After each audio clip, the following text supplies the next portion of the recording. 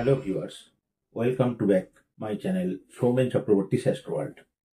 তো বন্ধুরা, জন্মরাশি অনুযায়ী আপনার স্ত্রী দেখতে কেমন হবে, এই আলোচনায় আজকে আমরা আলোচনা করব কন্যা রাশি নিয়ে।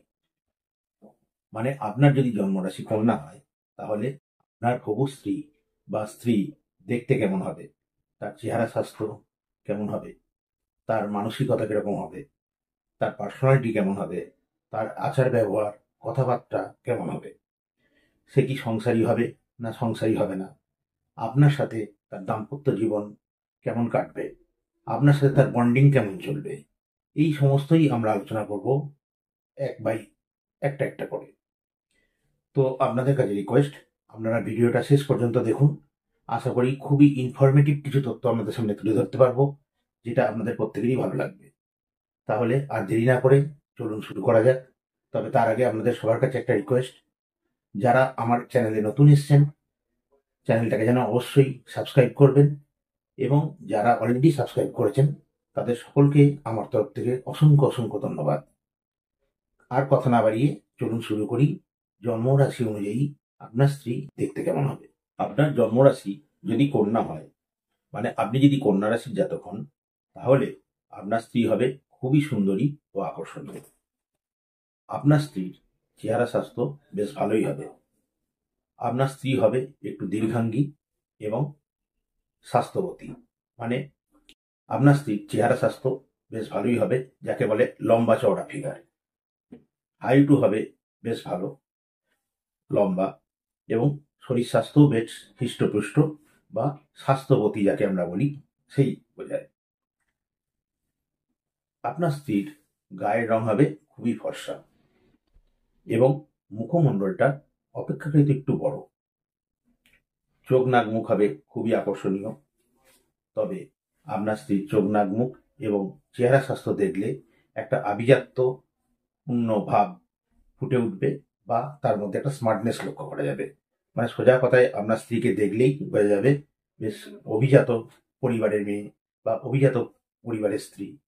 তার মধ্যে সেই একটা আভিজাত্য এবং স্মার্টনেস কিন্তু খুব ভালোভাবেই লক্ষ্য করতে পারবেন। আপনার স্ত্রী হবেন শিক্ষিতা, রুচিশীলা এবং উচ্চ বংশজাত। তিনি হবেন খুব সরল প্রকৃতির মানুষ এবং উদার মনের মানুষ। এদের মধ্যে দয়া মায়া, পরোপকারিতা, গুরুজনদের প্রতি শ্রদ্ধা, এই ব্যাপারগুলো খুবই লক্ষ্য করা যায়। এবং এনার মধ্যে একটা সেবা শুশ্রূষা করার মানসিকতা, সবাইকে শ্রদ্ধা করা, রেসপেক্ট করা, সবাইকে মানিয়ে নিয়ে চলা, এই ব্যাপারটা খুব ভালোভাবেই লক্ষ্য করতে পারবেন।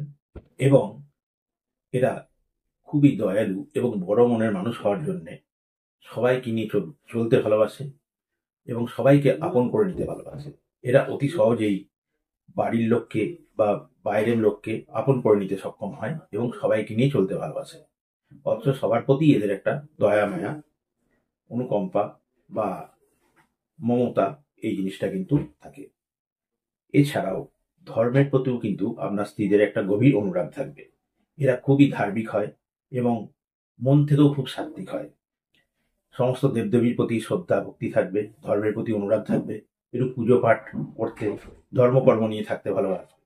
আপনাদের স্ত্রীর পার্সোনালিটিটা এত সুন্দর একটা হয়, বা এমনই একটা অ্যাট্রাকটিভ পার্সোনালিটির হয়, যার ফলে সকলে তাকে শ্রদ্ধার চোখে দেখে।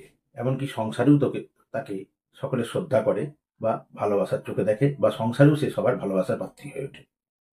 নট অনলি দ্যাট, সংসারের বাইরেও, মানে বন্ধু বান্ধব, পাড়া প্রতিবেশী, আত্মীয় স্বজন, সকলের কাছেই আপনার স্ত্রী তার পার্সোনালিটির জন্যে ভালোবাসার পাত্রী বা শ্রদ্ধার পাত্রী হয়ে উঠবে।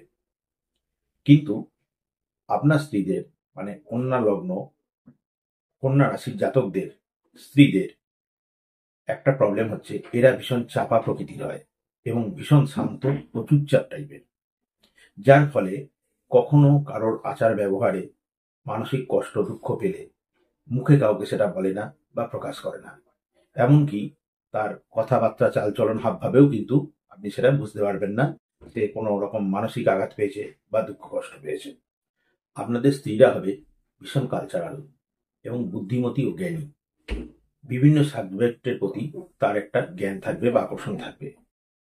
বিভিন্ন বই বা জ্ঞানের বই বা যে আলোচনা করলে, যে পড়াশোনা করলে নলেজ বাড়ে, এই ধরনের বইয়ের প্রতি, আলোচনার প্রতি বা কালচারাল আলোচনার প্রতি এদের একটা কিন্তু আগ্রহ থাকবে, অনুরাগ থাকবে এবং নিজেও খুব কালচারাল হবে, বিভিন্ন বিষয়ে কালচারাল করতে ভালোবাসবে।